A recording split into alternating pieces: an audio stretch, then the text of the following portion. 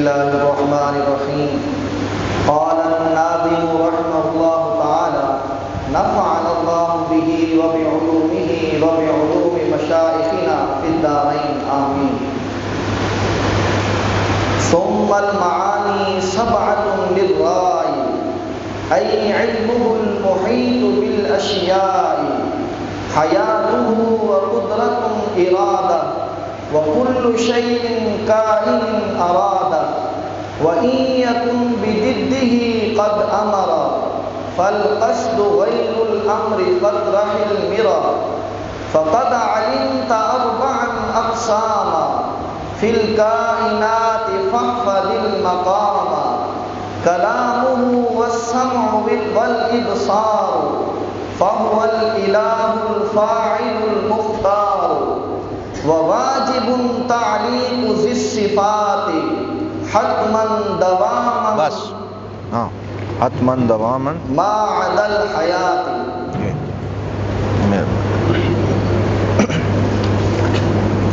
بسم اللہ الرحمن الرحیم. سیدنا کریم صلی اللہ علیہ وعلی آلہ واصحابہ اجمعین. الحمدللہ آج ہمارے دروس عقائد کا یہ تیسرا دن ہے، اور پہلے 2 دنوں میں ہم نے الخریدۃ البہیہ اس کے 31 اشعار جو ہیں وہ مکمل کیے ہیں، اور آج شعر نمبر 32 سے آغاز ہو رہا ہے. کل جو ہم نے پڑھا تھا وہ اللہ رب العزت کی صفات واجبہ میں سے ایک صفت نفسیہ اور 5 صفات سلبیہ کا بیان تھا، جس میں اللہ کا وجود، اس کا قدیم ہونا، اس کا باقی ہونا، اور اس کا مخالفت للحوادث اور قیوم ہونا، اور اس کی وحدانیت، اس کا بیان کیا گیا. اور آج صفات معانی کے بیان سے آغاز ہو رہا ہے. تو سب سے پہلے اس سوال کا جواب دیتے ہیں کہ یہ جو صفات ہیں یہ کہاں سے لی گئی ہیں. یہ سوال کہاں سے لی گئی ہیں؟ تو اس سوال کا جواب یہ ہے کہ یہ ساری صفات ڈائریکٹ قرآن حکیم سے لی گئی. بولیے کہاں سے لی گئی ہیں؟ قرآن حکیم سے. کل العلوم جاءت من القرآن. یہ ہمارا عقیدہ ہے کہ جتنے بھی علوم ہیں وہ سارے کے سارے قرآن سے آئے ہیں. لا رتب ولا یابس الا فی کتاب مبین. تو ہر شے جو ہے اس کا علم قرآن میں ہے، قرآن سے باہر نہیں ہے. تو یہ تو سید العلوم ہے، یعنی یہ علوم کا سردار ہے. تو اس لیے یہ قرآن حکیم سے اس کو مستنبط کیا گیا. اس کی آواز تھوڑی کم کر جی. تو یہ سارے کے سارے علوم قرآن حکیم سے آئے ہیں. اچھا، قرآن سے جو علوم لیے جاتے ہیں پھر اس کے 2 انداز ہیں، یا مباشر یا غیر مباشر. اس میں کیا فرق ہے؟ مباشر اور غیر مباشر. مباشر ڈائریکٹ کو کہتے ہیں اور غیر مباشر انڈائریکٹ کو کہتے ہیں.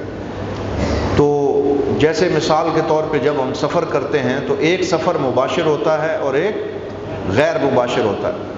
ایک آدمی جو ہے وہ لاہور سے جو ہے وہ یا مظفر آباد سے بیرا آتا ہے، تو یا تو اسے ڈائریکٹ مظفر آباد سے بیرا کی گاڑی ملتی ہے تو وہ بیٹھ کر ڈائریکٹ بیرا آ کے رکتا ہے، تو اس نے جو سفر کیا وہ مباشر ہے. اور ایک آدمی جو ہے اس نے پہلے اسلام آباد کا سفر کیا، پھر گاڑی سے اترا، پھر دوسری گاڑی لی، پھر بیرا پہنچا. تو یہ سفر پہنچ تو منزل پہ گیا لیکن یہ سفر غیر مباشر ہے. تو وہ صوفیاء کا ایک بڑا مشہور قول ہے، وہ کہتے ہیں کہ ما دمت فی الطریق ستصل، ما دمت فی الطریق ستصل، کہ جب تک تو راستے میں ہے تو پہنچ ہی جائے گا. اگر انسان نکلا ہوا ہے اور وہ راستے میں ہے تو وہ پہنچ ہی جائے گا. تو چاہے وہ مباشر پہنچے یا غیر مباشر پہنچے، وہ منزل تک پہنچ جائے گا. اسی طرح قرآن سے کچھ علوم ڈائریکٹ لیے گئے اور کچھ انڈائریکٹ لیے گئے، لیکن وہ سارے کے سارے علوم در حقیقت کہاں سے آئے ہیں؟ قرآن سے آئے. تو جو سارے کے سارے قرآن پاک کے علوم ہیں ان کا خلاصہ اسماء اللہ الحسنی ہے. علوم قرآن کا خلاصہ اللہ تعالیٰ کے اسماء، 99 اسماء، یہ قرآن کے علوم کا خلاصہ ہے. پھر اسماء اللہ الحسنی کا جو خلاصہ ہے وہ 20 صفات ہیں جن کو ہم نے پڑھا، جو ہم پڑھ رہے ہیں. تو قرآن کے علوم کا خلاصہ اسماء اللہ الحسنی میں ہے، اور اسماء اللہ الحسنہ کا خلاصہ 20 صفات میں ہے، اور 20 صفات کا خلاصہ لفظ اللہ میں ہے۔ تو وہ سارے خلاصوں کا نچوڑ اللہ کا نام ہے۔ تو گویا کہ سارے قرآن پاک کا خلاصہ وہ لفظ اللہ کے اندر ہے۔ اور اللہ کسے کہتے ہیں یہ اگر آپ لکھ سکیں میں بول دیتا ہوں، جو تعریف علماء نے کی ہے عقیدے میں، علم اللہ علم علی الذات العلیہ، اللہ علم علی الذات العلیہ الموجود المعبود۔ دوبارہ دیکھیں، اللہ علم علی الذات العلیہ عین کے ساتھ، علی الذات العلیہ الموجود المعبود الموصوف بکل کمال، الموصوف بکل کمال یلیق بذاتہ، الموصوف بکل کمال یلیق بذاتہ، المنزہ عن کل نقص لا یلیق بذاتہ۔ یہ اللہ تعالیٰ کی تعریف ہے جو علم العقائد کی کتابوں میں کی گئی۔ دوبارہ بولتا ہوں، اللہ علم علی الذات العلیہ الموجود المعبود الموجود المعبود الموصوف بکل کمال یلیق بذاتہ، الموصوف بکل کمال یلیق بذاتہ، المنزہ عن کل نقص لا یلیق بذاتہ۔ تو اللہ تعالیٰ کی ذات وہ ہے جو ذات علیہ بلند ذات ہے، جو موجود ہے، جو معبود ہے، جو ہر کمال سے متصف ہے جو اس کی شان کے لائق ہے، اور ہر عیب سے منزہ ہے جو اس کی شان کے لائق نہیں ہے۔ تو یہ تعریف جو ہے لفظ اللہ کی گئی۔ تو میں نے یہ کہا کہ سارے قرآن کے علوم کا خلاصہ اسماء اللہ الحسنہ میں ہے، اور اسماء اللہ الحسنہ کا خلاصہ 20 صفات میں ہے، اور 20 صفات کا خلاصہ لفظ اللہ میں ہے، جس کی تعریف کو ہم نے لکھ لیا ہے۔ اب آگے چلتے ہیں۔ تو ہم نے پڑھا تھا کہ اول ما یجب علی الانسان، کہ سب سے پہلے انسان پر جو چیز جاننا واجب ہے وہ لفظ اللہ اور اس کی معرفت، اللہ کی معرفت۔ تو اللہ تعالیٰ کی ایک صفت نفسیہ، 5 صفات سلبیہ کے بعد 7 صفات معنویہ بیان کی جاتی۔ تو وہ یہ ہیں حیات جو اس شعر میں بیان کی گئی۔ اب شعر کی طرف آ جائیں۔ ثم المعانی سبعۃ للرائی، پھر صفات معانی 7 ہیں جو دیکھنے والے کے لیے واضح ہیں۔ رائی کا کیا مطلب ہے؟ دیکھنے والا۔ رائی، رعا سے اس میں فاعل ہے، دیکھنے والا۔ ای علمہ المحیط، اب یہاں سے انہوں نے آپ نمبر لگانے شروع کر دیں۔ علم کے اوپر پہلا نمبر، ای علمہ المحیط بالاشیاء، یعنی اللہ کی صفات معنویہ میں سے پہلی صفت اس کا علم ہے۔ بولیے، پہلی صفت اس کا علم ہے جو تمام اشیاء کو محیط ہے، گھیرے ہوئے، تمام اشیاء کو گھیرے ہوئے۔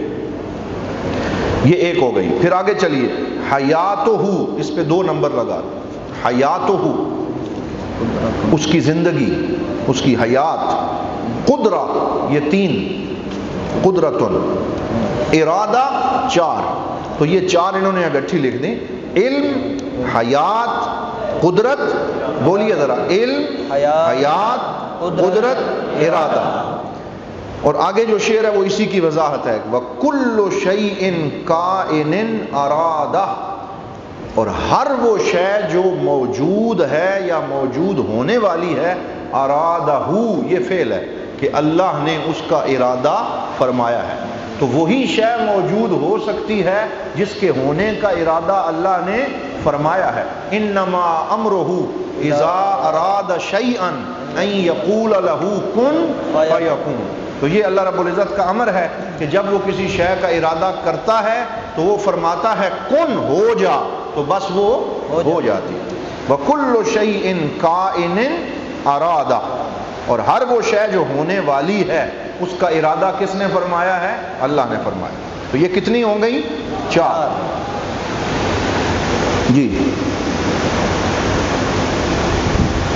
تو آگے 4 کے بعد جو باقی 3 ہیں وہ انہوں نے شعر نمبر 36 میں لکھی ہیں۔ تو آپ پہلے بے شک ادھر آ جائیں تاکہ آپ اپنے نمبر مکمل کر لیں۔ تو انہوں نے فرمایا کلامہ والسمع والابصار. تو کلام یہ صفت معانی میں سے 5ویں نمبر پہ ہے. کلام صفت کلام، اور صفت سماعت، صفت سماعت یہ کس نمبر پہ ہے؟ 6 نمبر پہ. اور صفت بصارت یعنی اللہ کا سمیع ہونا اور اللہ کا بصیر ہونا یہ 7ویں صفت. تو کل صفات معانی 7 انہوں نے ان اشعار میں بیان کر دی. تو اب ہم ترتیب سے پڑھتے ہیں. ثم المعانی 7 للرائی اے علمہ المحیط بالاشیاء حیاتہ وقدرۃ ارادہ وکل شیء کائن ارادہ وَإِن يَكُن بِضِدِّهِ قَدْ أَمَرَ وَإِن يَكُن. اب یہاں یہ جو درمیان میں 2 شعر آئے ہیں یہ فلسفی اشعار ہیں. کبھی کبھی وہ فلسفے کی طرف چلے جاتے ہیں. تو یہ کل ہمارے بھائی نے جو سوال کیا تھا اس کا جواب بھی اسی میں ہے، تو اس کی اب ہم وضاحت کریں گے. لیکن پہلے ہم ان 7 صفات کی تھوڑی تھوڑی وضاحت کر لیں. تو سب سے پہلی صفت جو ہے اگر اس کو آپ علم کے طور پہ لے لیں تو علم کی کیا تعریف ہے؟ صفت قدیمۃ ازلیہ. یہ اللہ تعالیٰ کی قدیم اور ازلی صفت ہے. اللہ کا عالم ہونا، اللہ کا عالم ہونا اس کی قدیم اور ازلی صفت ہے. قائمۃ بذاتہ. تو یہ جو صفت ہے بھائی ظاہری بات ہے صفت موصوف کے بغیر ہو سکتی ہے؟ صفت موصوف کے بغیر نہیں ہو سکتی. اسی وجہ سے فرمایا قائمۃ بذاتہ. یہ ایسی صفت ہے جو اللہ کی ذات کے ساتھ قائم ہے. اللہ موصوف ہے اور عالم ہونا اس کی صفت ہے، لیکن یہ ایسی صفت ہے جو ازل سے ہے، ابد تک ہے اور قائم بالذات ہے. یہ اللہ کی صفت ہے. تنکشف بہا کل الموجودات. اور اس صفت علم سے تمام موجودات منکشف ہوتے ہیں، کھل کے سامنے آتے ہیں، ظاہر ہوتے ہیں. یہ ایسی صفت ہے جس سے موجودات منکشف ہوتے ہیں، یعنی سامنے آتے ہیں اور ظاہر ہوتے ہیں. تو اب دیکھیں اللہ کا علم جو ہے اس کی 4 میں نے آپ کو باتیں لکھوائیں. نمبر 1 قدیمہ یعنی صفہ قدیمہ، صفۃ قدیمہ ازلیہ، قدیمۃ ازلیہ. اور تیسری ہے قائمۃ بالذات، وہ اللہ کی ذات کے ساتھ قائم ہے. اور چوتھی ہے علمہ غیر مکتسب. یہ بڑی اہم، علمہ غیر مکتسب، کاف کش والے کے ساتھ، غیر مکتسب. اللہ کا علم مکتسب نہیں ہے. اور مکتسب اسے کہتے ہیں جو کسی سے حاصل کیا جائے. مخلوق کا علم مکتسب ہے اور اللہ کا علم مکتسب نہیں ہے. غیر مکتسب سے مراد یہ ہے غیر مکتسب کہ جو کسی سے حاصل نہیں کیا گیا بلکہ اللہ کا ذاتی ہے. تو جو اکتساب والا علم ہوتا ہے وہ ہوتا ہے حاصل بعد سبق جہل، کہ جو جہالت کے بعد حاصل ہو وہ علم کسبی ہوتا ہے. جو جہالت کے بعد حاصل ہو وہ علم کسبی ہوتا ہے. اچھا پھر علم کی مخلوق کے لیے 2 قسمیں ہیں. ایک علم کسبی ہوتا ہے اور ایک علم وہبی ہوتا ہے. تو علم کسبی وہ ہے جو انسان اپنی محنت سے حاصل کرے اور علم وہبی وہ ہے جو اللہ کی عطا سے آئے. لیکن صوفیاء فرماتے ہیں کہ یہ تم نے سمجھانے کے لیے فرق بنا لیا کہ ایک علم کسبی ہے اور ایک وہبی ہے. اصل میں کسب بھی اللہ کی عطا ہے. اصل میں اصل میں جو کسب ہے وہ بھی اللہ کی عطا ہے. کسی شاعر کا شعر ہے کہ میری طلب بھی انہی کے کرم کا صدقہ ہے. میری طلب بھی انہی کے کرم کا صدقہ ہے. قدم یہ اٹھتے نہیں ہیں اٹھائے جاتے ہیں. یہ قدم اپنے کمال سے نہیں اٹھتے، یہ اللہ کے فضل سے اٹھتے ہیں. تو بعض لوگوں نے کہا کہ مخلوق کے علم کی 2 قسمیں ہیں. ایک علم کسبی ہے اور ایک علم وہبی ہے. تو ٹھیک ہے سمجھنے کے لیے یہ درست ہے. لیکن اگر اس سے اگلے سٹیپ پہ جائیں تو ہم کہیں گے کہ وہبی بھی اللہ کی عطا ہے اور بولیے کسبی بھی اللہ کی عطا ہے. کیونکہ اگر وہ کسب کی توفیق نہ دیتا تو کوئی کسب کر سکتا نہیں تھا. تو اللہ کا علم نہ کسبی ہے نہ وہبی ہے بلکہ علم ذاتی ہے. مخلوق کا علم کسبی وہبی ہو سکتا ہے لیکن اللہ کا علم بولیے کیا ہے؟ علم ذاتی، غیر مکتسب ہے. وہ کمایا ہوا نہیں ہے بلکہ وہ اللہ تعالیٰ کا ذاتی ہے.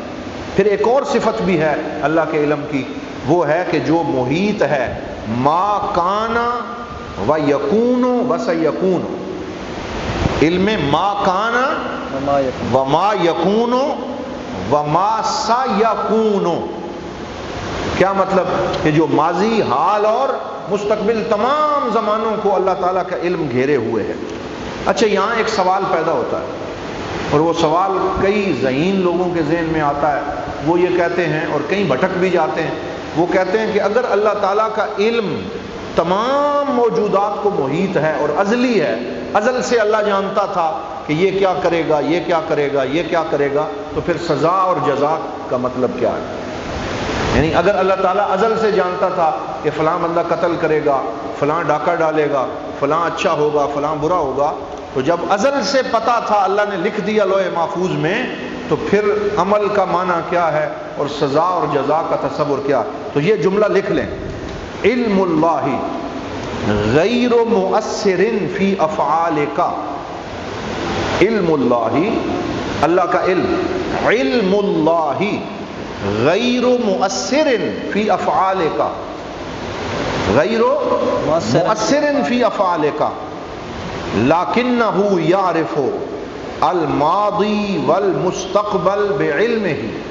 یہ جملہ لکھ لیں، میں دوبارہ بولتا ہوں: علم اللہ غیر مؤثر فی افعالک ولکنہ یعرف الماضی والمستقبل بعلمہ، بعلمہ المسبق، بعلمہ المسبق. تو اس کا مطلب یہ ہے کہ اللہ جانتا ضرور ہے اپنے علم ازلی سے کہ میں فلاں بندے کو اختیار دوں گا، وہ اپنا اختیار استعمال کرتے ہوئے یہ کرے گا. تو اللہ ہمارے آغاز کو بھی جانتا ہے، بولیے اللہ ہمارے انجام کو بھی جانتا ہے، لیکن اس جاننے کا یہ مطلب نہیں ہے کہ وہ مؤثر بھی ہے، یعنی اس نے ہمیں مجبور کیا ہے، یہ اس کا معنی نہیں ہے. علم اللہ غیر مؤثر فی افعالک، تیرے افعال میں اس طرح مؤثر نہیں ہے. قوت تو اللہ کی ہے، توفیق تو اللہ کی ہے، لیکن اللہ نے انسان کو ایک دائرہ اختیار دیا ہے.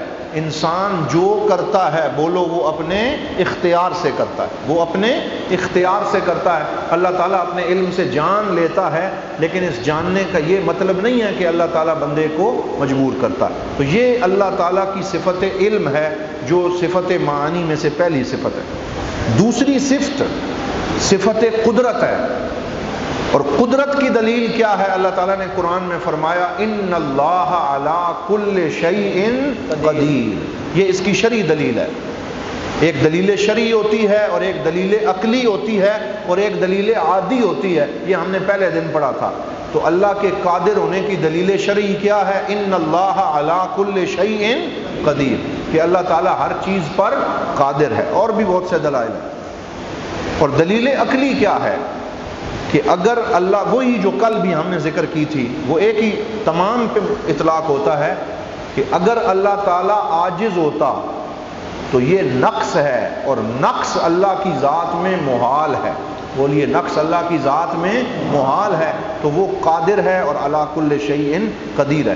تو جب اللہ کا قادر ہونا ثابت ہو گیا، کل ہم نے ایک قاعدہ پڑھا تھا: اذا ثبتت الصفات استحال ضدها، اذا ثبتت الصفات استحال ضدها. جب ایک صفت ثابت ہو جاتی ہے تو اس کا جو الٹ ہے وہ محال ہو جاتا ہے. اس کا الٹ کیا ہو جاتا ہے؟ محال. تو جب اللہ کا قادر ہونا ثابت ہو گیا تو کیا محال ہو گیا؟ عاجز ہونا محال ہو گیا. قادر ہونا ثابت ہو گیا اور عاجز ہونا محال ہو گیا. یہ اسی طرح وہ جب صفات واجبہ کا بیان کرتے ہیں تو ساتھ جو اس کے برعکس ہیں وہ بھی ساتھ ساتھ بیان کرتے جاتے ہیں. تو یہ اس کی قدرت ہے. پھر اس کا ارادہ، ارادے کی دلیل کیا ہے قرآن پاک میں؟ ایک تو وہ آیت ہے جو میں نے آپ کو ابھی سنائی کہ اذا اراد شیئا ان یقول له کن فیکون. اور دوسری دلیل یفعل اللہ ما یشاء، قرآن کی آیت ہے. بولیے کیا ہے؟ یفعل اللہ ما یشاء، کہ اللہ تعالیٰ جو چاہتا ہے وہ کرتا ہے، جو چاہتا ہے وہ کرتا ہے. جس چیز کا ارادہ فرمائے وہ کرتا ہے. اللہ تعالیٰ کو نعوذ باللہ کوئی ڈکٹیٹ کر سکتا نہیں ہے، کوئی اسے مجبور کر سکتا نہیں ہے. وہ مرید ہے. یہاں ایک مرید ہوتا ہے بندہ جو کسی پیر کا مرید ہوتا ہے، وہ اور معنی ہے. یہاں جب اللہ کے لیے ہم مرید کا لفظ استعمال کرتے ہیں تو اس کا مطلب ہے ارادہ فرمانے والا. کیا مطلب ہے؟ ارادہ فرمانے والا. وہ مرید ہے یعنی وہ ارادہ فرمانے والا ہے. اب میرے اور اللہ کے یا آپ کے اور اللہ کے بندے اور اللہ کے ارادے میں کیا فرق ہے؟ میں اس کی مثال دیتا ہوں. ہم نے یہ درس رکھا ہے 4 سے 5 بجے. تو اگر میں ارادہ کروں کہ میں اسے 12 سے 1 بجے رکھوں تو میں یہ ارادہ نہیں کر سکتا دارالعلوم میں رہتے ہوئے. کیوں؟ کیونکہ ایک ٹائم ٹیبل ہے، ایک شیڈیول ہے. میں اس شیڈیول کو فالو کرنے کا پابند ہوں. آپ پابند ہیں کہ صبح اتنے سے اتنے بجے تک اسباق ہوتے ہیں. ان اسباق کے وقت میں کوئی غیر نصابی سرگرمی ہو سکتی نہیں ہے. وہ نصاب وہاں پہ پڑھنا ہے. تو میں چاہوں بھی تو میں یہ ارادہ کر سکتا نہیں ہوں، کیونکہ میرا ایک دائرہ ہے، میں اس دائرے سے باہر نکل نہیں سکتا. فوق کل ذی علم علیم. ہر شخص کے اوپر ایک اور ہے، مراتب ہیں، اور حفظ مراتب کا خیال رکھنا ضروری ہے. لہٰذا میں اپنے سینئرز کو بائی پاس کر کے کوئی ایسا ارادہ نہیں کر سکتا جو شیڈیول کے خلاف ہو، جو بولیے شیڈیول کے خلاف ہو. لیکن اللہ تعالیٰ کسی ایسے ضابطے کا پابند نہیں ہے، کیونکہ اس کے اوپر کوئی اور نہیں ہے، وہی سب سے بلند ہے. لہٰذا یفعل اللہ ما یشاء. وہ جیسا چاہتا ہے، جب چاہتا ہے کرتا ہے، وہ جس چیز کا چاہتا ہے ارادہ فرماتا ہے. تو یہ اس کی صفت ارادہ ہے. ایک آیت میں فرمایا فعال لما یرید. کیا فرمایا؟ یہ سب دلائل ہیں اللہ کے ارادے کے. اسی لیے میں نے آپ کو کہا کہ یہ جتنی صفتیں ہیں یہ کہاں سے آئی ہیں؟ قرآن سے آئی. فعال لما یرید. فعال کون سا صیغہ ہے؟ یہ اس میں مبالغہ ہے، مبالغے کا صیغہ ہے. فعال یعنی بہت کثرت سے فعل فرمانے والا، لما یرید جو جس کا وہ ارادہ فرماتا ہے. فعال ہے، وہ اس کو کر گزرتا ہے. اسی طرح ایک جگہ فرمایا وَرَبُّكَ يَخْلُقُ مَا يَشَاءُ وَيَخْتَارُ. کیا فرمایا؟ وَرَبُّكَ يَخْلُقُ مَا يَشَاءُ وَيَخْتَارُ. اللہ تعالیٰ جس چیز کو چاہتا ہے تخلیق فرماتا ہے، اور جس چیز کو چاہتا ہے اختیار فرماتا ہے. وَرَبُّكَ يَخْلُقُ مَا يَشَاءُ وَيَخْتَارُ. تو یہ اس کی صفت ارادہ ہے. اور اس کی عقلی دلیل کیا ہے؟ یہ شرعی دلیلیں تھیں، اب عقلی دلیل یہ ہے کہ اگر اپنی مرضی اور ارادے سے کوئی کام نہ کر سکے، اگر اللہ اپنی مرضی اور ارادے سے کوئی کام نہ کر سکے تو پھر مجبور محض کہلائے. جیسے ہم بندے کہلاتے ہیں، کیونکہ ہم ہر کام اپنے ارادے سے نہیں کر سکتے. اگر اللہ نعوذ باللہ اپنے ارادے سے کچھ نہ کر سکے تو مجبور کہلائے. اور جو مجبور ہو وہ خدا ہو سکتا نہیں ہے، کیونکہ جو مجبور ہوتا ہے وہ عاجز ہوتا ہے، اور اللہ تعالیٰ عجز سے پاک ہے، وہ مجبوری سے پاک ہے. تو یہ اللہ تعالیٰ کی صفت ارادہ ہے. 3 ہو گئیں. پھر اس کے علاوہ اللہ تعالیٰ کی صفت حیات ہے. صفت حیات یعنی اس کا حی ہونا، اس کا کل بھی ہم نے بیان کیا تھا. پھر اللہ تعالیٰ کی صفت سمع، صفت بصر اور صفت کلام ہے. ان سب کے اوپر دلائل موجود ہیں. سمیع بصیر. اور کلام کے حوالے سے فرمایا وَكَلَّمَ اللَّهُ مُوسَىٰ تَكْلِيمًا. بولیے وَكَلَّمَ اللَّهُ مُوسَىٰ تَكْلِيمًا، کہ اللہ تعالیٰ نے حضرت موسیٰ علیہ السلام کے ساتھ کلام فرمایا. لیکن اللہ کا کلام ہمارے کلام جیسا نہیں ہے. ہمارا کلام اور ہے، اللہ کا کلام اور ہے. ہمارا کلام جو ہے نا وہ حروف کا محتاج ہے، الفاظ کا محتاج ہے، ترتیب کا محتاج ہے. مثلا مبتدا خبر فعل فاعل مفعول، ہمارا کلام اس ترتیب کا محتاج ہے.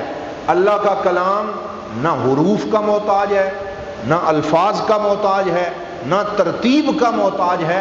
ہم صرف اتنا مانتے ہیں کہ وہ کلام فرماتا ہے، لیکن کیسے فرماتا ہے اس کو ہم سمجھ سکتے نہیں ہیں. تو یہ اللہ رب العزت کی وہ صفات تھیں 7 جن کا ہم نے ذکر کیا. اب ذرا ان مسائل فلسفیہ کی طرف آ جائیں، پھر ہم اشعار کو پڑھیں گے. شعر نمبر 34 فرمایا وَإِن يَكُن بِضِدِّهِ قَدْ أَمَرَ. اگر اللہ تعالی اپنے ارادے کے الٹ کوئی حکم دے، وَإِن يَكُن بِضِدِّهِ یعنی بِضِدِّ الْإِرَادَةِ، اگر اللہ اپنے ارادے کے برعکس کوئی حکم دے دے، فَالْقَصْدُ غَيْرُ الْأَمْرِ، اس کے نیچے لائن لگا دیں. فالقصد غیر الامر، یہی ساری بات ہے. کہتے ہیں اللہ کا قصد اور ہے اور اس کا امر اور ہے. قصد ارادے کو کہتے ہیں، یعنی اللہ کا ارادہ، بولیے نا، اللہ کا ارادہ اور ہے اور اس کا امر اور ہے. امر حکم کو کہتے ہیں. تو فرمایا اگر اللہ اپنے حکم کے علاوہ کوئی ارادہ کرے تو پھر فالقصد غیر الامر، تو اس کا قصد اور ہے اور اس کا ارادہ اور ہے. فطرح المرا، پس تو شک کو پھینک دے. میرا شک و شبہ کو کہتے ہیں، اور فطرح کا مطلب ہے چھوڑ دے، پھینک دے، یعنی تو شک و شبہ کو پھینک دے. اب اس فلسفی مسئلے کو سمجھانے کے لیے اگلے شعر میں فرماتے ہیں فقد علمت اربعا اقساما، پس تو نے 4 قسمیں جان لی. تو نے کتنی قسمیں جان لی؟ 4. پس تو نے 4 قسمیں جان لی فی الکائنات، اس کائنات میں. فاحفظ المقام، تو پس اس مقام کو یاد کر لے، اس مقام کو یاد کر لے. اب سوال یہ ہے کہ وہ کون سی 4 قسمیں ہیں جن کے جاننے کی یہ بات کر رہے ہیں؟ کون سی 4 قسمیں ہیں؟ تو وہ میں آپ کو لکھوا دیتا ہوں. جب امر اور ارادے کی بات آتی ہے، بولیے کس کی؟ امر اور ارادے. امر اور ارادے کا باہمی تعلق، تو اسے سمجھنے کے لیے 4 قسمیں بنتی ہیں جن کو مناطقہ نے بیان کیا ہے اور متکلمین نے بیان کیا ہے. ان میں سے پہلی قسم ہے مأمور بہ و مراد. مأمور بہ و مراد، پریشان نہ ہو، ابھی ہم شرح کریں گے تو آسان ہو جائے گا، پہلے لکھ لیں. مأمور بہ و مراد، ایک کام ایسا ہے جس کا اللہ نے حکم بھی دیا ہے اور جس کا اللہ نے ارادہ بھی کیا ہے. تو اس کے لیے جو مثالیں سمجھانے کے لیے انہوں نے دی ہیں وہ 2 مثالیں. ایک حضرت ابو بکر کا ایمان اور ایک ابو جہل کا کفر. اسے آمنے سامنے رکھ کے انہوں نے یہ 4 مسئلے سمجھائے ہیں کہ حضرت ابو بکر کا جو ایمان ہے، یا کسی بھی صحابی کا جو ایمان ہے، مولا علی کا ایمان، حضرت ابو بکر کا ایمان، کسی بھی صحابی کا ایمان کرم اللہ وجہ الکریم، تو وہ مأمور بہی بھی ہے، وہ مراد بھی ہے. یعنی اللہ نے اس کا حکم بھی دیا ہے اور اس کا ارادہ بھی فرمایا، تو وہ مومن ہو گیا. حضرت ابو بکر کیوں مومن ہو گئے؟ کیونکہ اللہ نے ایمان کا انہیں حکم بھی دیا اور ایمان کا، بولیے نا، ایمان کا ارادہ بھی فرمایا کہ وہ، مثلا اللہ نے حکم بھی دیا کہ وہ مومن ہو اور ہر بندے کو حکم دیا کہ وہ مومن ہو، لیکن وہ مومن ہوتا وہی ہے کہ جس کو وہ حکم بھی دے لیکن اس کے مومن ہونے کا ارادہ بھی کرے. ایسا بھی ہو سکتا ہے کہ اللہ حکم تو دے مومن ہونے کا لیکن اس کے ارادے میں نہ ہو کہ یہ بندہ مومن ہو. تو یہ اس میں فرق ہے. تو کہتے ہیں پہلی قسم ہے مأمور بہ و مراد. مأمور بہ و مراد یعنی اللہ نے اس کا حکم بھی دیا اور اس کا ارادہ بھی فرمایا. اس کے سامنے لکھ دیں ایمان و ابی بکر رضی اللہ تعالیٰ. جیسے حضرت ابو بکر کا ایمان ہے، جیسے حضرت ابو بکر کا ایمان. دوسری مثال غیر مأمور بہ و غیر مراد، یہ اس کے مقابلے میں ہے. غیر مأمور بہ و غیر مراد، نہ اللہ نے اس کا حکم دیا نہ اس کا ارادہ فرمایا. نہ اللہ نے اس کا حکم دیا نہ اس کا ارادہ فرمایا. سامنے لکھ دیں کفر ابی بکر رضی اللہ تعالیٰ، یعنی حضرت ابو بکر کا کفر کرنا. یعنی اگر حضرت ابو بکر کفر کرتے، نعوذ باللہ کیسے کرتے؟ نہ اللہ نے کفر کا حکم دیا نہ اللہ نے ان کے کافر ہونے کا ارادہ فرمایا. کیونکہ اللہ نے ان کے ایمان کا حکم دیا اور ایمان کا ارادہ بھی فرمایا تو وہ مومن ہو گئے. تو غیر مأمور بہ و غیر مراد سے مراد ہے کہ حضرت ابو بکر کا جو کفر ہے نہ اللہ نے اس کا حکم دیا نہ اللہ نے اس کا ارادہ فرمایا. تیسری قسم مأمور بہ و غیر مراد. مأمور بہ و غیر مراد، یہ تیسری قسم ہے. مأمور بہ و غیر مراد یعنی اللہ نے اس بات کا حکم تو دیا ہے لیکن اس کا ارادہ نہیں فرمایا. تو اس کے سامنے لکھ دیں ایمان و ابی جہل. ایمان و ابی جہل کہ ابو جہل مومن ہوتا، ہمیں بھی خوشی ہوتی اگر ہو جاتا. اللہ نے مومن ہونے کا حکم تو دیا ہے لیکن اللہ نے ارادہ نہیں فرمایا کہ وہ مومن ہو، اس لیے وہ مومن ہو سکا نہیں ہے، کافر مر گیا. تو یہ معمور بہی تو ہی و مراد، یہ اس کا الٹ ہو گیا. غیر معمور بہی و مراد، یعنی اللہ نے اس کا حکم نہیں دیا لیکن اس کا ارادہ فرمایا. حکم نہیں دیا لیکن اس کا ارادہ فرمایا. اب آپ بتائیں کہ وہ کیا چیز ہے؟ یہ اب آپ بتائیں کیا چیز ہے؟ اسی میں سے ایک ہے نا. کیا کس اس کا کفر؟ ابو جہل کا کافر ہونا. ابو جہل کا کافر ہونا اللہ نے حکم دیا کہ بندہ کافر ہو؟ حکم نہیں دیا. لیکن کیا ابو جہل جو کافر ہوا ہے وہ اللہ کے ارادے کے بغیر ہوا ہے یا اللہ کے ارادے سے ہوا ہے؟ بھئی کوئی شے بھی کائنات میں اللہ کے ارادے کے بغیر ہو سکتی نہیں ہے. تو ابو جہل کا کافر ہونا یہ غیر معمور بہی تو ہے لیکن غیر مراد نہیں ہے، یہ مراد ہے. تو یہ چار قسمیں کتنی دقیق علماء نے بیان فرمائی ہیں. پہلی ہے معمور بہی و مراد، دوسری ہے غیر معمور و غیر مراد، تیسری ہے معمور بہی و غیر مراد، اور چوتھی ہے غیر معمور بہی و مراد. تو اس میں یہ دو مثالیں دے کے انہوں نے یہ شعر سمجھا دیا. اب ذرا اس شعر کو سمجھ لیتے ہیں، دوبارہ پڑھیں. تو فرماتے ہیں، کیا فرماتے ہیں؟ وَإِن يَكُن بِضِدِّهِ قَدْ أَمَرَ، اگر اللہ تعالیٰ اپنے ارادے کے برعکس کوئی حکم دے، فَالْقَصْدُ غَيْرُ الْأَمْرِ، تو پھر اس کا ارادہ امر سے الگ ہے، پھر اس کا ارادہ امر سے الگ ہے. فَطْرَحِ الْمِرَا، پس تو شک کو چھوڑ دے، پس تو شک کو چھوڑ دے. اور پھر فرماتے ہیں کہ فَقَدْ عَلِمْتَ أَرْبَعًا أَقْسَامًا، تو امر اور ارادے کے باہمی تعلق سے تم نے چار قسمیں سمجھ لی. کتنی قسمیں سمجھ لی؟ چار. وہ کون سی ہیں؟ معمور بہی و مراد، غیر معمور بہی و غیر مراد، معمور بہی و غیر مراد، غیر معمور بہی و مراد. تو یہ چار قسمیں آپ نے سمجھ لی. فی الکائنات، اس کائنات میں. فاحفظ المقام، تو اب تو اس مقام کو کیا کر لے؟ یاد کر لے. اور آگے فرمایا کلامہ، اللہ کا کلام، والسمع، اور اس کا سمیع ہونا، والابصار، اور اس کا بصیر ہونا، یہ بھی صفات معانی میں سے ہے. یہاں سات پوری ہو گئی.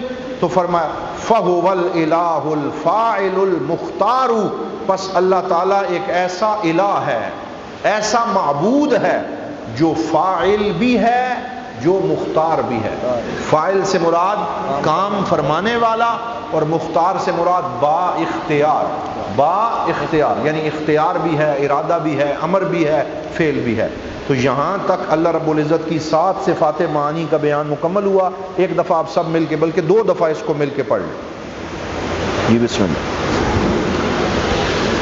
ثم المعانی سبعۃ، تھوڑا اسے دور رکھیں.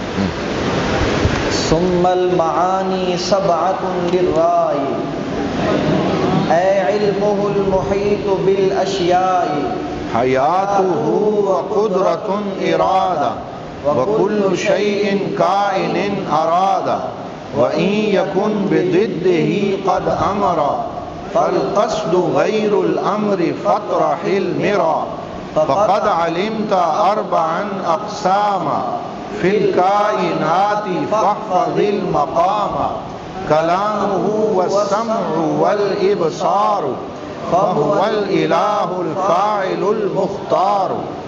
ثم المعانی سبعۃ للرائے، اے علمہ المحیط بالاشیاء، حیاتہ وقدرۃ ارادہ، وکل شیء کائن ارادہ، وإن یکن بضدہ قد امر، فالقصد غیر الامر فاطرح المرا، فقد علمت اربعا اقساما، فی الکائنات فاحفظ المقام، کلامہ والسمع والابصار، فہو الالہ الفاعل المختار. اب آگے والے 2 شعر پڑھ دیں.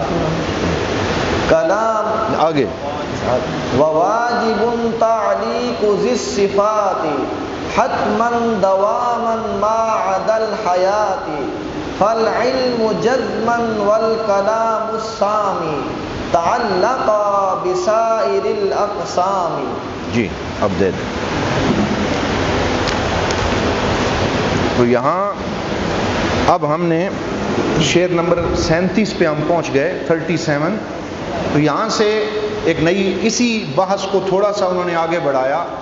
آپ مجھے بتائیں صفات معانی کتنی ہیں؟ 7. بولیے کتنی ہیں؟ 7. اب بولیں علم، قدرت، حیات، ارادہ، سمع، بصر، کلام. پھر بولیں علم، حیات، قدرت، ارادہ، سمع، بصر، کلام. یہ 7 اللہ رب العزت کی صفات معانی ہیں. اب ایک سوال پیدا ہوتا ہے کہ ایک صفت نفسیہ ہو گئی، 5 صفات سلبیہ ہو گئیں، 7 صفات معانی ہو گئیں، تو اب صفات معنویہ کون سی ہیں؟ بولیے صفات معنویہ. یہاں بڑا دقیق فرق انہوں نے کیا ہے، بالکل آسان بھی ہے لیکن بہت سادہ بھی ہے. بعض نے تو صفات معنویہ کو بیان ہی نہیں کیا. جنہوں نے بیان کیا ہے انہوں نے کہا یہ جو 7 آپ نے قسمیں کی ہیں کہ قدرت، ارادہ، حیات، علم، سمع، بصر، کلام، یہ صفات معانی ہیں. یہ معنی ہے. معنی جب یہ معنی اللہ سے متعلق ہوتا ہے، جب یہ معنی بولیے اللہ سے متعلق ہوتا ہے تو وہ صفات معانی آگے بڑھ کے کیا بن جاتی ہیں؟ صفات معنویہ. تو جب تک یہ ایک معنی ہے، سمع سننا، بصر دیکھنا، علم جاننا، حیات زندہ ہونا، کلام گفتگو کرنا، ارادہ اور قدرت، جب تک یہ جسٹ معنی ہے تو اسے صفت معانی کہیں گے. اور جب یہ اللہ سے متعلق ہو کے ہم اسے سمجھیں گے تو پھر یہ کیا بن جائیں گی؟ معنی. تو معنویہ. تو جب معنویہ بنتی ہیں تو پھر اسے یوں بولتے ہیں جیسے اب میں بولنے لگا ہوں، کہتے ہیں کونہ حی، کونہ حیًا. بولیے کونہ حیًا. اب معنی ہو جائے گا اللہ کا زندہ ہونا. بولیے اللہ کا زندہ ہونا. کونہ عالمًا، اللہ کا عالم ہونا. کونہ قدیراً، اللہ کا قادر ہونا. کونہ مریداً، اللہ کا ارادہ کرنے والا ہونا. کونہ سمیعاً، کونہ بصیراً، کونہ متکلماً. کونہ متکلماً، کلام سے متکلماً. تو یہ 6 سے 7 صفات معنویہ بن جائیں گی. دوبارہ بولتا ہوں، کونہ قادراً، کونہ مریداً، کونہ حیاً، کونہ عالماً، کونہ سمیعاً، کونہ بصیراً، کونہ متکلماً. تو اس کا معنی کیسے کریں گے کہ اس وقت ہم نے کہا صرف قدرت، اور اب کہیں گے اللہ کا قادر ہونا.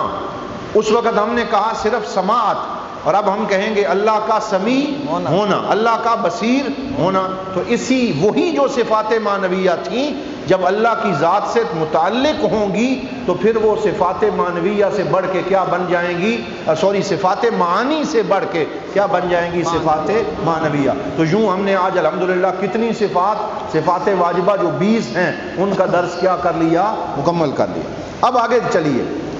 اب آگے تعلیق کہتے ہیں واجب تعلیق و ذی صفات.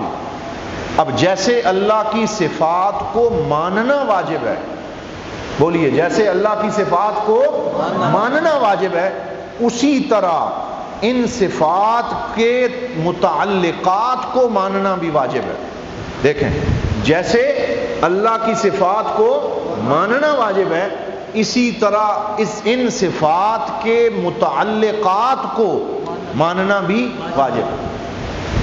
اب متعلقات سے کیا مراد ہے؟ میں آپ کو مثال سے سمجھاتا ہوں.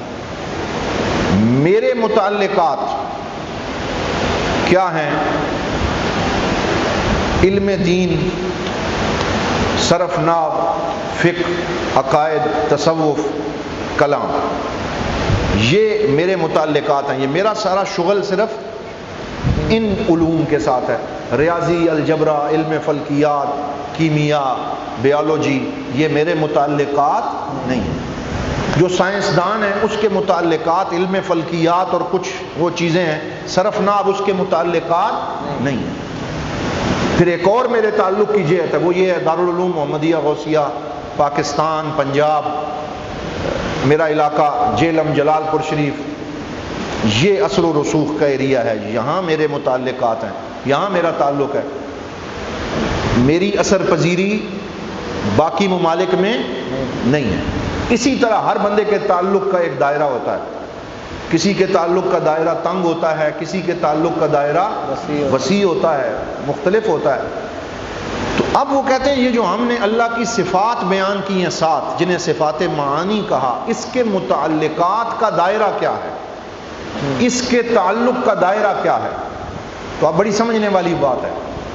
انہوں نے کہا کہ ہم نے 3 چیزیں پڑھی تھی، نمبر 1 واجبات، نمبر 2 مستحیلات، نمبر 3 جائزات یا ممکنات، یہی پڑھی تھی نا، یہی کائنات ہے، اس کے علاوہ تو کوئی شے نہیں ہے، ان تینوں میں آ جائے۔ تو اب کہتے ہیں جو 7 صفات معانی ہیں، ان میں سے ایک صفت ایسی ہے حیات، جس کے متعلقات نہیں ہیں، کیونکہ حیات کا تعلق اللہ کی اپنی ذات سے ہے، اس کا تعلق ڈائریکٹ اللہ کی اپنی ذات سے ہے، اللہ کی حیات کا تعلق باقی متعلقات سے نہیں۔ تو حیات جو صفت معنی میں سے ہے، اس کے متعلقات نہیں۔ باقی کتنی بچ گئیں؟ 6۔ بولو نا، کتنی بچ گئیں؟ 6۔ ان 6 کے انہوں نے 3 گروپ بنا لیے۔ کتنے بنا لیے؟ 3 گروپ۔ علم، یہ یہاں سے دیکھ لیتے ہیں انہوں نے، جی ہاں، علم اور کلام کا پہلا گروپ بنایا۔ کس کا؟ علم اور کلام، یہ الگ ہو گئے۔ قدرت اور ارادہ الگ ہو گئے۔ پیچھے کیا بچ گیا؟ سمع اور بصر۔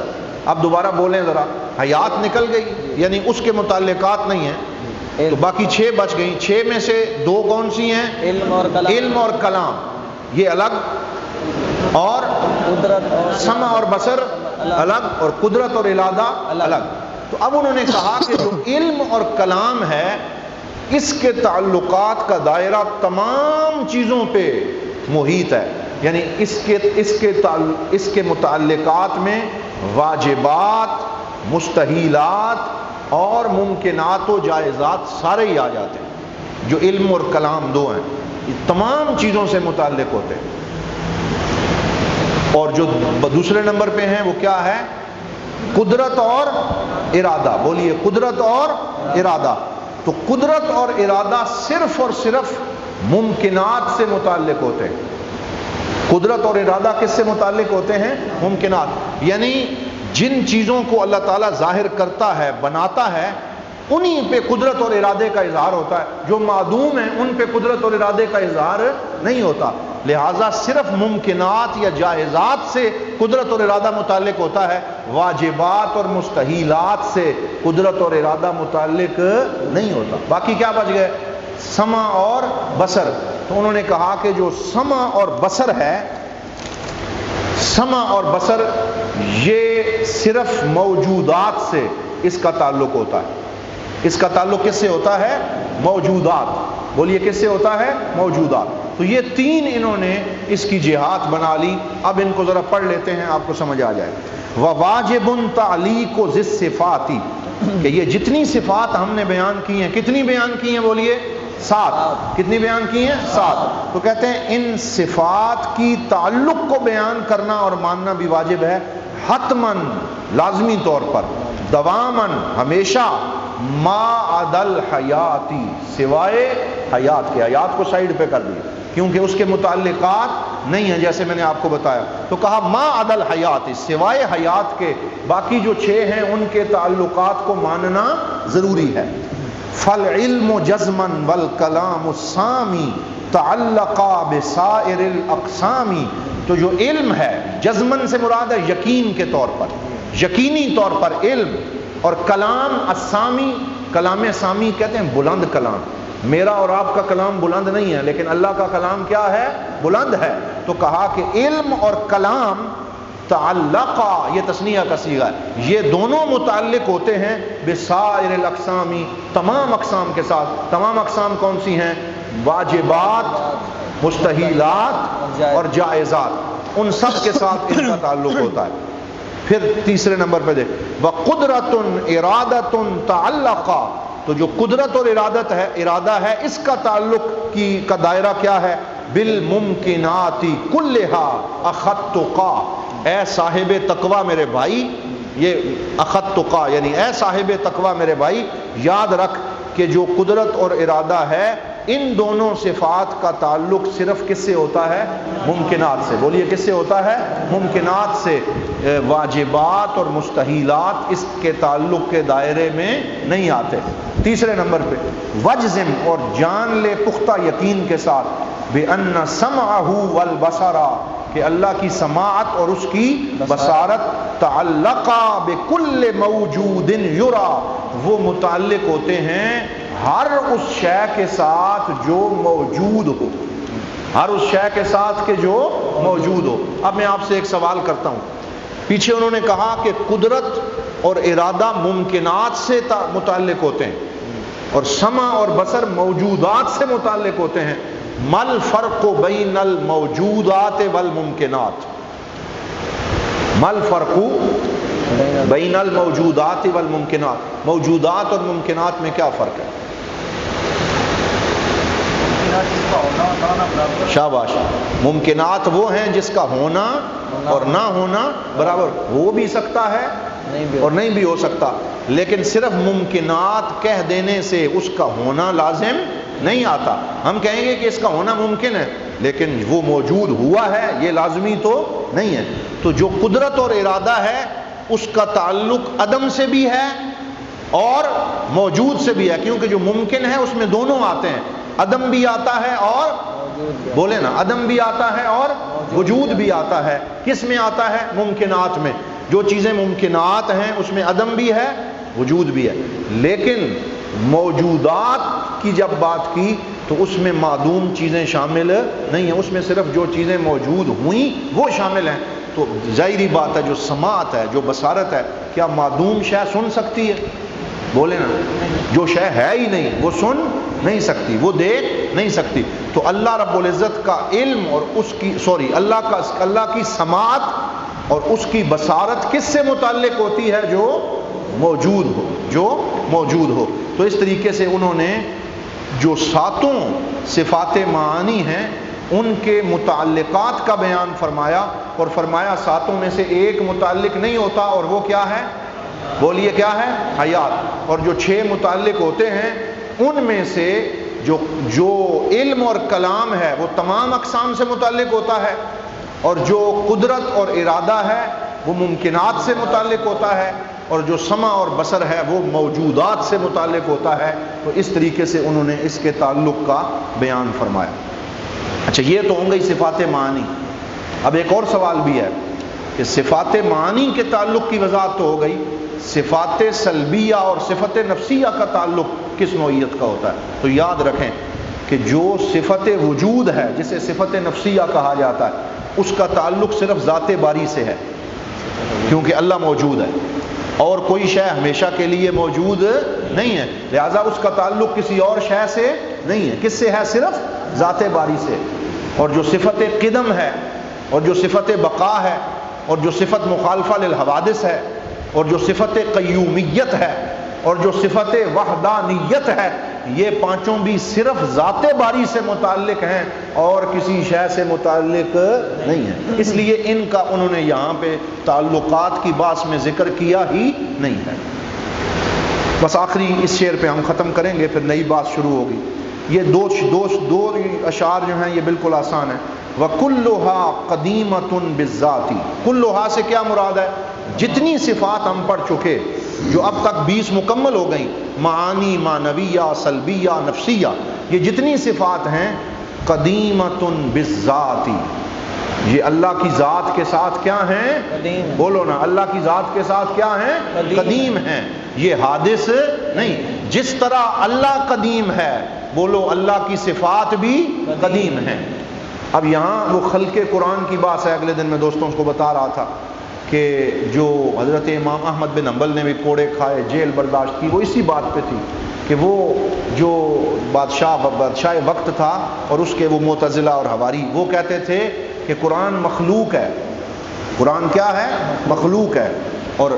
اور حضرت امام احمد بن حنبل فرماتے تھے قرآن کلام اللہ ہے اور کلام اللہ مخلوق ہو سکتا نہیں ہے.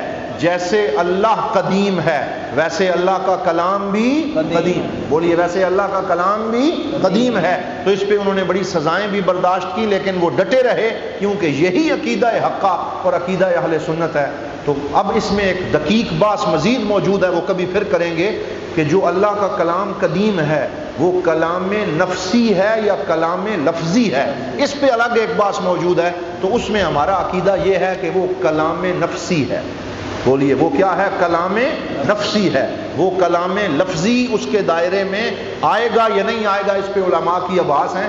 لیکن جس پہ اتفاق ہے وہ یہ ہے کہ اللہ کے کلام سے مراد اس کا کلام نفسی. کیونکہ اگر آپ کلام لفظی کے قدیم ہونے کی بات کریں گے تو لفظ قرآن میں لکھے ہوئے ہوتے ہیں اور قرآن صفحات پہ ہوتا ہے. صفحہ کل نہیں تھا آج ہے، پھر کل نہیں ہوگا. ممکن ہے آگ لگ جائے، اللہ نہ کرے، پانی میں بہہ جائے، مٹ جائے، ختم ہو جائے. تو لفظ تو ختم ہو سکتا ہے لیکن اللہ کا کلام ختم نہیں ہو سکتا. تو اللہ تعالیٰ کا کلام ویسے ہی قدیم ہے جیسے اللہ کی ذات قدیم ہے. تو ہم اللہ کے کلام کو مخلوق کہہ سکتے نہیں. یہ ہمارا عقیدہ ہے. پھر کہا کلھا قدیمۃ بالذات لانھا لیست بغیر الذات. ساری اللہ کی صفات قدیم ہیں ذات کے ساتھ. لانھا لیست بغیر الذات، کیونکہ جو صفات ہیں وہ ذات کے بغیر رہ سکتی نہیں. بولیں صفات ذات کے بغیر رہ سکتی نہیں. مثلا یہاں کوئی قاری صاحب بیٹھے ہوئے ہوں تو ان کی قرات ان کی صفت ہے. قرات ان کی کیا ہے؟ صفت. تو ان کی ذات جب قبر میں چلی جائے گی تو ساتھ ان کی صفات بھی چلی جائیں گی. ذات کے بغیر صفات قائم رہ سکتی نہیں ہے. تو اللہ تعالیٰ کی ذات ازل سے ابد تک هو الاول والآخر، تو اس کی ذات بھی ہمیشہ ہے. تو بولو اس کی صفات بھی ہمیشہ ہیں. نہ اس کی ذات ختم ہو سکتی ہے نہ اس کی صفات ختم ہو سکتی. ثم الکلام، یہ جو شروع میں نے آپ کو بتایا کہ ثم الکلام لیس بالحروف ولیس بالترتیب کالمألوف. پھر اللہ کا کلام حروف والا نہیں ہے، وہ حروف سے پاک ہے، الفاظ سے پاک ہے، کلمات سے پاک ہے. جب ہمارے لیے ظاہر ہوتا ہے تو ضرورت ہے کہ ہم حرف اور لفظ کے بغیر سمجھ نہیں سکتے. تو قرآن ہمارے لیے حروف اور الفاظ میں ظاہر ہوتا ہے لیکن اللہ کا کلام حروف، کلمات اور الفاظ سے پاک ہے، وہ حروف کی طرح نہیں ہے. ولیس بالترتیب، اور جس طرح بشر کے کلام میں ترتیب ہوتی ہے، پہلے مبتدا، پھر خبر، پھر فعل، فاعل، مفعول، پھر مرکب اضافی توصیفی، تو یہ ترتیب ہمارے لیے لازمی ہے، اللہ کے لیے لازمی نہیں ہے. کل معلوف، معلوف کہتے ہیں جیسے ہمارے ہاں عادت ہے، جیسے ہمارے ہاں معروف ہے. تو ہمارے ہاں تو ترتیب، حروف اور کلمات معروف ہیں لیکن اللہ تعالیٰ اپنے کلام میں ان چیزوں کا محتاج نہیں ہے. ثم الکلام لیس بالحروف ولیس بالترتیب کالمألوف. تو یہاں تک یہ 42 اشعار آج ہم نے مکمل کیے اور کل انشاءاللہ یہاں سے آگے ہم آغاز کریں گے. وقت بھی مکمل ہو چکا اور انشاءاللہ ہم اپنے اس قصیدے میں قریب جا رہے ہیں اور کل انشاءاللہ کافی حصہ مکمل ہو جائے گا اور پھر اس کے بعد جو حصہ رہ جائے گا اسے ہم مکمل کریں گے. وصلی اللہ علی سیدنا و مولانا محمد وعلی آلہ و اصحابہ اجمعین. اور اب ہم آپ کی